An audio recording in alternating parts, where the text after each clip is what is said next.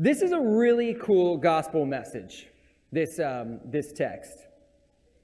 And we're not going to, like I said with the other ones, we're not going to do it complete justice. But it tells us a lot about gratitude. And I bet a big portion of the Christian world, or the Christian world in the U.S., probably a lot of preachers are preaching this text this morning. It's a great one for Thanksgiving. And a really powerful story. So Jesus is walking along, and there's this group of lepers that someone recognizes him. Maybe he's got a recognizable face. Maybe one of them is like, hey, I've heard him speak before. That's that Jesus guy. They've heard stories about how he can heal. They've heard stories about his power. So they cry out to him in a way that at least Luke narrows it down to a simple prayer: have pity on us, or have mercy on us. And I really like that simple prayer. There's no entitlement in it. Not you owe me. They're not asking for more. They're not asking for, I want a big house and a mansion and I want all these good things. They're just saying, just a little mercy. We just want a drop of your goodness. Because it is easy. I mentioned being entitled last week. And I think we think of entitled people as like rich and wealthy and everything's been handed to them. But you can also get a sense of entitlement from feeling broken. I've had a tough life. Things have been bad for me. Things have been difficult. When is it my turn? When do I get my due? But with these guys, and maybe girls, it doesn't say. There may have been men and women. There's 10 of them. You don't hear entitlement in their prayer. Just mercy. Just a little bit of mercy. I don't deserve anything. I'm just humbly asking for you to look past my faults and give me a drop of your goodness. And so there's faith in these lepers. I think sometimes we think they're bad people. They're not bad people. They're faithful. They're acknowledging Jesus. These aren't bad guys. And so Jesus tells them to walk to the priest. And so what would happen in this scenario, a priest would kind of determine, you have leprosy, get out of here, or you don't have leprosy, you can be part of the community. And so they're going to the priest to show that they've been cleansed and that they're healed and to be welcomed back. Surely one of them in there, when Jesus says go to the priest, was like, excuse me, Jesus, we're not healed yet. Shouldn't you do something before we go and check with the priest? And so maybe he had to kind of push him a little bit. No, go trust me. I don't know. But they start walking with leprosy to be affirmed that they're healed. And so in that move, there's an act of faith. Well, Jesus said it, we're going to do it. And so there's faith on their part. And so as they're walking, it's probably a really fun walk, probably a really cool walk. I can imagine this is really spectacular. They probably start out slowly, painfully going. But then they notice their sores are going away, their fingers are stretching out, their skin's clearing up, they're feeling better. At first they're moving slow, then they start smiling. Then they start cheering and laughing, and they move from walking to running to even skipping with excitement to see this priest, because they've been healed. They've been healed of one of the most painful, terrible diseases, a disease that hurts them physically, but also mentally and socially. And so they're going back to a priest, not to just show that they're healed, but to be welcomed back into society. The priest is going to say, you're no longer an outcast. Come on back. If you've just been cast out of society for a long time, you've left your friends. You've left your friends and family partially because you got cast out, partially to protect them. You haven't seen them maybe in years. And now you're let back in to society. What do? Where do you go? I'll tell you what 9 of them probably did. 9 of them went and kissed their spouses and hugged their kids and reunited with friends. They shed tears. They feasted. They laughed. They reunited and reconnected. They had some beautiful reunions, of which these 9 people, I can guarantee you, they were grateful. They were actually grateful for this healing. There's no way they didn't feel joy about these reconnections, joy of being cleansed of leprosy. No way they were thinking, no big deal, it was fine when I was a leper, I could go back anytime. No way they're thinking that. They are appreciative, they are grateful. Surely if by the definition of gratitude, of like feeling this goodness given to you, they felt it. They just didn't express it. They didn't express it to Jesus. They didn't share it with Jesus. They didn't take the time to express gratitude in the one place that it was really due. And so that's really what I want to challenge you guys with this morning and really this month and for the rest of your lives, is to express your gratitude. Don't just feel it. Say it. Speak it. Put it out in the open. Express your gratitude. But of the 10, there was one who didn't do that. One who didn't go immediately to family. It was a Samaritan. Before celebrating with friends and family, he stopped. He stopped. And he went to find Jesus. And so part of gratitude, we've mentioned this, part of gratitude is really stopping and slowing to reflect just for a moment and kind of to live in the gratitude, to ruminate on the gratitude or about this good thing that's happened to you, stopping to actually feel it. Our culture is so busy, so fast-paced, so media-saturated. It is hard to stop and ruminate on things. It's hard to stop and let your mind dwell on gratitude. But he stopped for a moment, and he went back, tracked down Jesus to show him thanks and give him praise. So as we think about ways to, I'm going to try to give you guys a few different things to try. A few different things to try to express gratitude. In Psalm 119, the psalmist says, 7 times a day, I praise you. That doesn't just happen. That's something you have to be intentional about. That's something that you have to create space for. It doesn't just happen. And so I want to challenge you, maybe one day this week, maybe give this a few tries. Is to set alarms on your phone. Maybe every few hours, set an alarm on your phone to stop during your day and reflect on your gratitude. Reflect on something you're grateful for and praise God for that. And it could be something that happened earlier, could be something that's just been on your heart, but stop, set a timer to stop several times throughout the day and live in gratitude for just a few moments. And be thankful for God for just a few moments. Because gratitude, real gratitude, is going to require stopping for a moment. So set those timers on your clock, on your phone. But this act of gratitude, it wasn't just about him saying thanks or even worshiping. There's so much more meaning to it than just that one moment. I also want to say this was likely very meaningful to Jesus, but it went far beyond the words of the thanks and praise. In fact, I think if these 9 other guys who didn't return to thank Jesus, I think if they ran into Jesus in the market, they ran into him somewhere, they would have done the same thing. I really think they would have fell down and they would have praised him and they would have thanked him. But the difference was this other guy stopped. He made sure it happened, but he was willing to go track him down. He was willing to stop what he was doing, stop going with family, and he went and did the groundwork of tracking him down, of having to, maybe he had to go, we don't know how far he went. It may have been a long way they traveled. He may have had to go ask people in the market, hey, have you seen Jesus? Have you seen Jesus? Which way did he go? I want to find him. I have something I need to tell him. So there was sacrifice in this act of gratitude. It wasn't just about saying thanks. It was about the whole process it took to thank him. And this expression, this powerful expression of gratitude. Gratitude is a process. And so a good expression of gratitude, being a process, it shows it's not just the one thing you do. It's not just giving the gift. It's not just the words. It's a good expression of gratitude shows thoughtfulness, and it shows I took energy and time to do this. Gratitude is thoughtfulness, energy, and time. The other day, Shelley Dreamus came up to the office to give all of the staff Starbucks. And said, I just want you to know you're appreciated. It's very sweet, very thoughtful. And it was good. It was a good drink. But it was so much more than that. It was more than just giving the drink. Because I thought, well, she's teaching at a school all day. This is how she's using her break.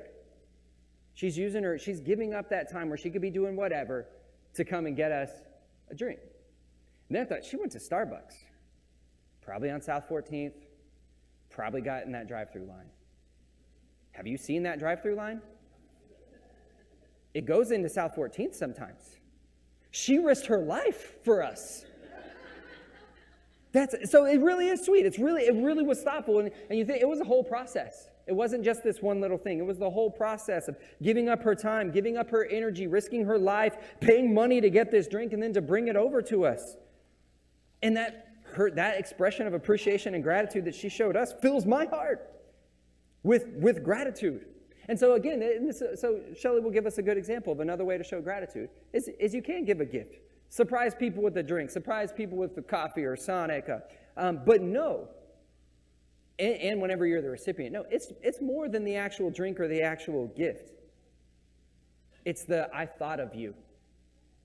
It's the I thought of you. I gave my time for you. I'm going out of my way for you. That's actually more meaningful than the sip of the really nice drink. It's no, these people care about you. That goes a long way. And again, you can see how you're stopping to really think through the whole process. It makes you more grateful. And so another thing, so another challenge, hey, bring somebody a drink. Surprise somebody and bless them. Let them know they're appreciated. That's a great one to do. Another thing I thought about is thinking about putting time and thoughtfulness and energy into our gratitude. This is why you don't really send a thank you email, right? A thank you email feels a little like you're just punching a card. You're just checking a box. It doesn't feel as thoughtful. It doesn't take time. And so that's why really, when you do a card, when you thank someone, you usually do a handwritten card. I went out and bought this card for you, and the whole time I was thinking about you. I picked a card that fits who you are, and I hand wrote it. This took time and thoughtfulness and energy. It means more than just typing up an email. If you're like me, and probably I'm going to guess Eric does this, whenever you write out the handwritten card, you type it up first to make sure there's no errors and make sure it fits the card just right and then put it in. You take that one extra step to say, hey, I really do care about you. I really am giving this time for you. So that's another one is I want to challenge you as we're thinking about expressing gratitude is to write someone a card. Not a thank you card, a gratitude card. Sometimes we say, hey, thanks for taking care of my dog or whatever, which those are nice. But just a gratitude card that says, thank you for you. I am thankful for you as a person. I am thankful for you as a friend. Here's how you have blessed my life. So write a gratitude card about them as a person. I'm grateful for you. And I think that, like I said, I think this moment of this guy returning was really meaningful to Jesus. To know this guy was thoughtful enough to give time and energy to come back and praise God, to let Jesus see and know how he's blessed his life. I bet that makes a big difference to Jesus in his ministry. I'll say it as a minister, that makes a big difference when someone comes back and says, thank you for what you've done. Jesus was a guy who was criticized often. He had opponents. He lost followers. And so a moment like this, where he sees the benefit, he sees the good he's doing, where he sees people appreciating, where he sees the way he's changing lives, I bet the human side of Jesus really held on to that moment. Yeah, I know I'm making a difference. I remember the Samaritan coming back and showing gratitude. And so I'm sure it filled his heart. I doubt anyone in here can heal leprosy. But if you've ever had someone give you a nice display of gratitude like this, you realize it kind of makes your cup overflow. Cody Bob mentioned teachers. I think of teachers a lot here. Teachers do a lot. They sometimes make kids do a lot of stuff they don't want to do. That's always hard. And they deal with people who aren't fully mature yet. The kids and sometimes the kids' parents dealing with people who aren't fully mature yet. And when you're not fully mature, you're not as inclined to think of others and to show gratitude. And so I kind of as a side note, showing gratitude is a sign of maturity. Showing gratitude is a sign of maturity. And so teachers don't get that, maybe don't have gratitude shown to them a lot. But when a kid does, I bet it's really special. I bet it really fills you up. I student taught senior AP government, and it was a tough gig. And I remember pretty much I watched the guy teach one time And my cooperating teacher had a girlfriend across the hall. And he pretty much said, that's how I do it. I'm going to go hit on my chick. See you later. And I student taught all by myself that whole semester. It was really tough. And I remember eating at a restaurant maybe 6 months later after I was done student teaching. And a waiter from the other end of the restaurant came over to me. He's one of my former students. And he said, hey, I just want you to know I passed the AP exam because of you. And because you really, you made a boring subject kind of engaging. Thank you. And man, that stuck with me. That was 15 years ago or something. That was forever ago, but it made me feel good. It filled me up. It made me feel like, hey, what you're doing does matter. And so a really special thing about gratitude is this. And again, when you show gratitude, I want you to think about this. It basically says, I want you to feel a little bit of the joy and goodness you brought me. It's not about, oh, I have to say thank you because it's like this obligation I have to do. It's no, you've blessed me so much. You need to know. You need to feel a little more full because of what you have done for me. So again, thinking about showing gratitude, think about when you're showing gratitude, think, okay, I don't want to just do this for me. I want to do this for them. I want them to be blessed in knowing that they have blessed me. I want them to feel a little more full. I've always wondered about stats on prayer. Like if God was a computer and he could hammer out what the main prayers are. Maybe you get an example here of what that looks like. So here you see 10 out of 10. 10 out of 10 people pray asking for mercy, healing, asking for help. Probably everybody who prays asks God for help in some way. But only 1 out of the 10 said thank you. I wonder if that's about right. I wonder if that's kind of the stats on God and prayer. About 100% ask for stuff, 10% say thank you. Surely the God who's the giver of all good things and the creator of the universe, surely he's not thanked as much as he should be. So this month, as we explore and embrace gratitude, another challenge I want you to do is find the people who probably aren't thanked enough. Find the people doing the thankless jobs, the thankless deeds, and show them a little bit of appreciation. And I think about at church, people who fill up the communion cups. There's a lot of things that just kind of appear there and we take it for granted. Or maybe even at the house, maybe somehow all the food after dinner just gets put up and we just kind of take that for granted. I think there's a lot of things that people just do. Menial tasks that just get done and we don't even really notice it. So be on the lookout for those. Be on the lookout for those people working behind the scenes and acknowledge it. Say, hey, what you're doing matters. Hey, what you're doing is really appreciated. Thank the people who are thankless. Thank the people doing the thankless jobs. And no, they're not doing it to be thanked. They're doing it because of who they are. And let them know that. Thank the people doing the thankless jobs. So I'm throwing out just several different ways to express gratitude. I want to invite those of you who are watching online in the comments of the stream, if you have any suggestions, any different ways of showing gratitude, any ways that people have shown gratitude to you that was meaningful, any cool ways to express it, share it there. Even those of you who are here, if you have really something you want to share that you think would be neat, share it in the stream here of different ways to show gratitude.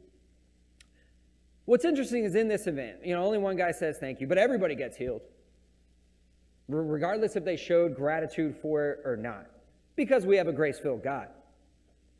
The one who returns to show gratitude, though, finds more reasons to be grateful than the others. One, he's affirmed by Jesus. He's told, hey, I know, and he really kind of uses an example for everybody and for us today. Samaritans were the bad guys, right? They were the villainous people. They were the scummy people. But it's only that scummy guy who comes back, as if to show people, hey, turns out those people that you think are so bad aren't. Hey, those people that you've marginalized and kicked out, maybe they're not so bad. Maybe there is some good in them. There's some really important message there. Hey, quit caricaturing them. Quit villainizing whoever the bad guy is to you. Maybe they're not so bad. And this guy got to be the living example of that. And he's also told, your faith has made you well. Your faith has made you well. I think all of them were made well partially because of their faith. It was an act of faith to go see the priest. Their faith was part of the process. God did the healing, but their faith and their trust in him contributed to it. They took a small part. The other guys, they don't get to know that. They don't get to experience the affirmation of Jesus. So what this guy's experiencing is something with the Samaritan who came and thanked God and then found all these other reasons to be grateful, he's experiencing something I'm still learning. But I'm enjoying learning it through the process. Is that when you stop to show gratitude and you start focusing on living a life of gratitude, you're going to find more and more things to be grateful for. The more gratitude you show, the more you will discover there's so many things to be grateful for. This guy got to be affirmed by Jesus because he went back and said thanks. He got to be a beacon of hope for marginalized people, even today, because he went back and said thanks. And he learned about the power of faith and his part in the process. Gratitude breeds gratitude. It moves us from a cup is half full, which is good, to our cup is overflowing. Gratitude breeds gratitude. If you're here this morning and you want to show your gratitude to God, if you want to show your commitment to God, if you want to give your life to Christ, or if you have any other need at all, your church family is here. We want to celebrate with you and we want to pray for you. If you have any need, come now. As together we stand and sing.